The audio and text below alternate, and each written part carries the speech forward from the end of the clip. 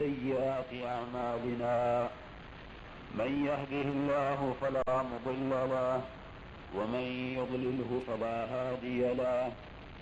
ونشهد أن لا إله إلا الله وحده لا شريك له ونشهد أن سيدنا ونبينا ومولانا محمدا عبده ورسوله صلى الله عليه وعلى آله وأصحابه وبارك وسلم تسليما كثيرا كثيرا. أما بعد فأعوذ بالله من الشيطان الرجيم. بسم الله الرحمن الرحيم. كنتم خير أمة أخرجت للناس تأمرون بالمعروف وتنهون عن المنكر وتؤمنون بالله. وقال الله سبحانه وتعالى: قالت الأعراب آمنا قل لم تؤمنوا ولكن قولوا أسلمنا ولما يدخل الإيمان في قلوبكم. وقال عليه الصلاة والسلام: من قال لا إله إلا الله مخلصا دخل الجنة. قيل: وما إخلاصها يا رسول الله؟ قال: أن تحجزه عن محارم الله، أو كما قال عليه الصلاة والسلام. میرے بھائیو، دوستو، بزرگو، دنیا میں جتنی محنتیں ہو رہی ہیں اور انسان جتنی کوششیں کر رہے ہیں کامیابی کے لیے، وہ تمام کی تمام محنتیں، تمام کوششیں اللہ تعالیٰ کے یہاں کی محنت جس پر اللہ کی طرف سے ملتا ہے اور جس پر صحیح راستہ اور کامیابی ملتی ہے، اس راستے سے ہٹ کر ہو رہی ہیں۔ جو کامیابی کا راستہ اللہ تعالیٰ کی طرف سے طے ہے اور تمام انبیاء علیہ السلام کا وہ ایک ہی راستہ ہے، اس راستے سے ہٹ کر محنتیں ہو رہی ہیں۔ ہر انسان اپنی محنت میں جب کامیاب ہوتا ہے جب محنت اس کی صحیح ہو، اور جب محنت اس کی اپنے اعتبار سے ہو اور راستہ یہ خود طے کر لے، تو یہ محنتیں رائے گاہ ہوتی ہیں اور یہ محنتیں ضائع ہو جاتی ہیں۔ صحیح محنتوں پر زمین و آسمان کا سارا نظام صحیح چلتا ہے، اور غلط محنتوں پر یہ سارا نظام خدا کی ناراضگی کے ساتھ تو صحیح چل سکتا ہے، لیکن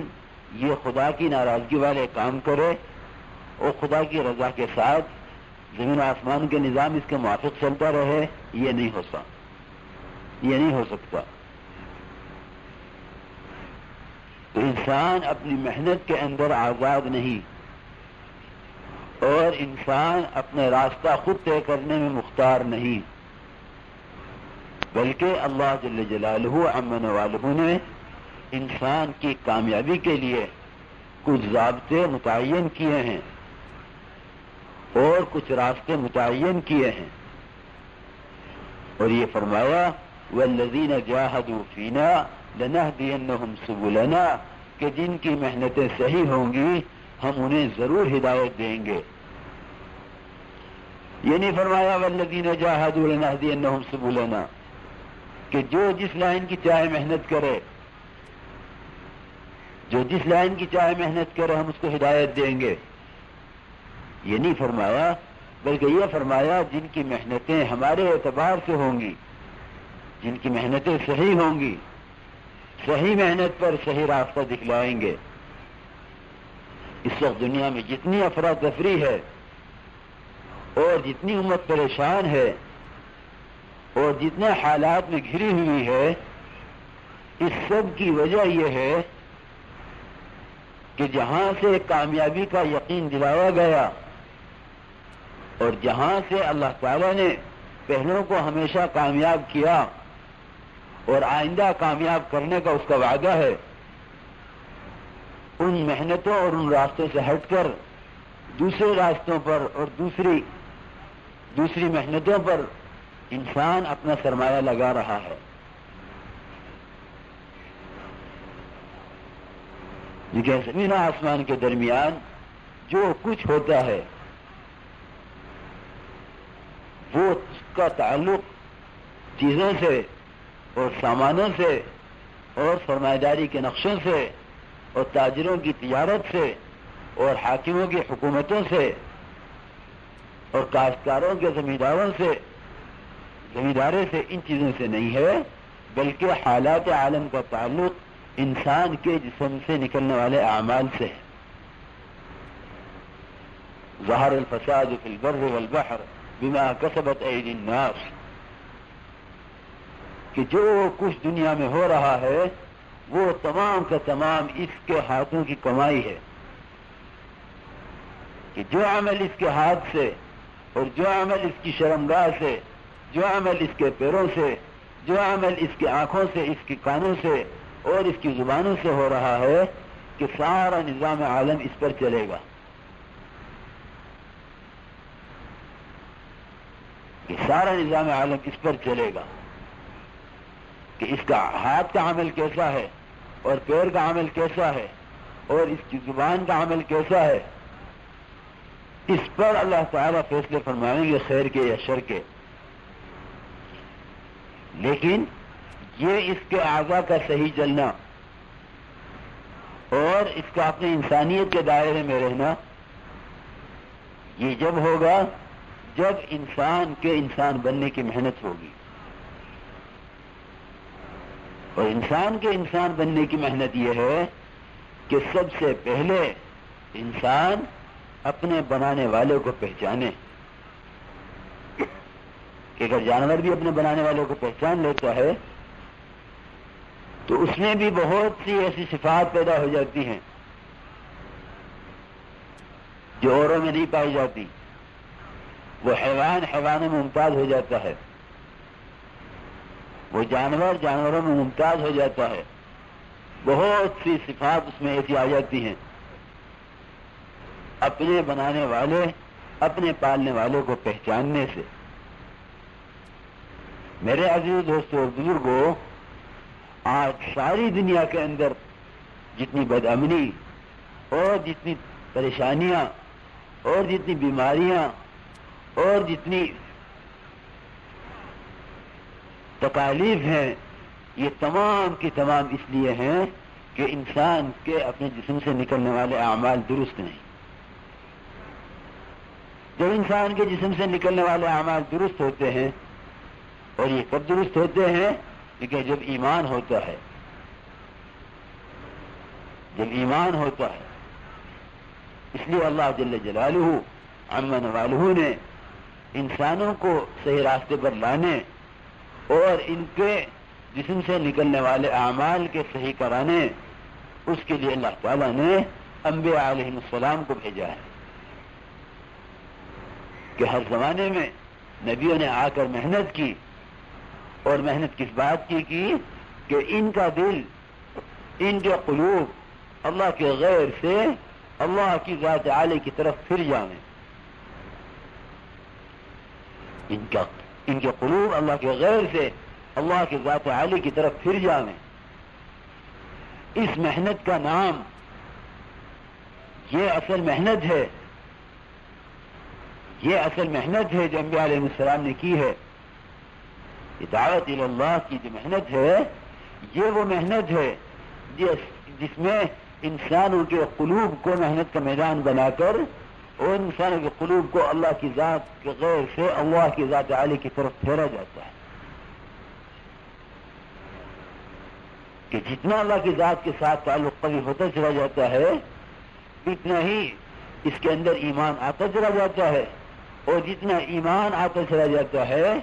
اتنا ہی اس کے اعضاء پابند ہوتے چلے جاتے ہیں۔ اس لیے کہ اس کو تو ایمان پابند کرے گا، اس کو تو پابند ایمان کرے گا، کوئی پولیس والا پابند نہیں کرے گا، اور کوئی قانون پابند نہیں کرے گا، بلکہ ہر ایمان والے پر پابندی ایمان سے لگے گی۔ یہ اللہ رب العزت کی ذات عالی کا دھیان اور اللہ کی ذات سے ہونے کا یقین، اور اس پر اللہ کے عذاب، اور اس پر اللہ کے عقاب، اور اس پر اللہ کی طرف سے اجر و ثواب، ان تمام چیزوں کا یقین پیدا ہوگا جو ایمان کی صفات ہیں۔ اس پر آدمی کے ایمان جو ہے عبادات بھی بنیں گی، معاملات بھی بنیں گے، معاشرہ بھی بنے گا اور اخلاق بھی بنیں گے۔ لیکن جب آدمی ایمان سے خالی ہوتا ہے اور ایمان اپنی حقیقت کے ساتھ اس کے دل میں نہیں ہوتا اور اللہ کا غیر اپنے اندر بٹھائے ہوئے ہوتا ہے، تو پھر اعمال پر چلنے اور حدود کے قائم کرنے کی اس میں صلاحیت اور استعداد نہیں رہتی۔ اس لیے انبیاء علیہ السلام کو جب انسانوں کی ہدایت کے لیے، ان کو اللہ کی ذات کی طرف پھیرنے کے لیے اور اللہ کے غیر سے ہٹانے کے لیے جب انبیاء علیہ السلام کو بھیجا جاتا ہے، تو سب سے پہلے خود نبیوں کا رخ اللہ تعالی کی طرف سے سیدھا کیا جاتا ہے کہ ان کے دلوں سے اللہ کے غیر، اللہ تعالی اپنے غیر کو نکالتے ہیں، اور اللہ تعالی داعی اول، اللہ تعالی خود دعوت دیتے ہیں اور اپنی ذات کا تعارف خود کراتے ہیں۔ اننی انا اللہ لا الہ الا انا فاعبدنی واقم الصلاۃ لذکری۔ اللہ تعالی دو چیزیں سب سے پہلے اپنے تعارف کے ساتھ عطا فرماتے ہیں، ایک اپنی ذات سے ہونے اور اپنے غیر سے نہ ہونے، اور دوسرے اللہ کی ذات سے ہونے کا دھیان جمانے کے لیے نماز۔ کہ اللہ تعالیٰ اپنے غیر کو انبیاء علیہ السلام کے دلوں سے نکالتے ہیں، تو اللہ کا غیر ان کے دلوں میں ہوگا تو یہ امت کی اور جس قبیلے کے، جس قوم کی طرف بھیجے جائیں گے، اس کی امامت نہیں کر سکیں گے۔ وَإِذِ ابْتَلَىٰ إِبْرَاهِيمَ رَبُّهُ بِكَلِمَاتٍ فَأَتَمَّهُنَّ قَالَ إِنِّي جَاعِلُكَ لِلنَّاسِ إِمَامًا۔ حضرت ابراہیم علیہ السلام نے جب اللہ جل جلالہ امن والوں کی طرف سے آنے والی تمام ابتلاءات اور تمام امتحانات ان سب کو پورا کر کے دکھلا دیا، اللہ تعالیٰ نے فرمایا انی جاعلک للناس اماما۔ لیکن امام بننے کے لیے اور پیشوا بننے کے لیے اور امام ملت بننے کے لیے ہر اللہ کے غیر کو جو کچھ بنا ہوا ہے اس سب کو اپنے دل سے اس وقت نکالنا ہوتا ہے جس وقت انسان کو ایک تنکے کے سہارے کی بھی ضرورت ہوتی ہے، جس وقت اس کو ایک تنکے کے سہارے کی بھی ضرورت ہو، اور جس وقت اس کو شدید مدد کی شدید ضرورت ہو، اس وقت میں اللہ کے غیر کو اپنے اندر سے جو نکال دیتا ہے، اللہ تعالی اس کو امام ملت بنا دیتا ہے۔ حضرت ابراہیم علیہ السلام، حضرت موسیٰ علی نبینا علیہ تمام انبیاء علیہ السلام کو اللہ تعالیٰ نے ان کی قوموں کی طرف اور ان کے قبیلوں کی طرف جو بھیجا ہے، اللہ تعالیٰ نے اپنی ذات سے ان کی براہ راست تربیت فرمائی، اور براہ راست تربیت فرما کر پھر ان کو انسانوں کے رخ کو صحیح کرنے کے لیے انسانوں کو محنت کا میدان بنا کر انہیں انسانوں کی طرف بھیجا ہے۔ لیکن پہلے ان کے اندر سے اللہ کا غیر نکلے کہ ستارے کو دیکھا تو انکار کیا، اور پھر چاند کو دیکھا تو پھر اس کو بھی انکار کیا، اور سورج کو دیکھا کہ ھذا ربی ھذا اکبر، کہ یہ بڑا ہے، یہ رب ہو سکتا ہے، کہ اس کا بھی انکار کیا۔ تمام اللہ کے غیر کا انکار کر کے کہ جو کچھ اللہ کا غیر ہے، جو مخلوق ہے وہ غیر ہے، جو مخلوق ہے اس کا انکار کیا۔ یہ کہیں کہ پھر اپنی ذات کا اور اپنی ماں کا اور اپنے باپ کا، ٹھیک ہے، تو تمام کے تمام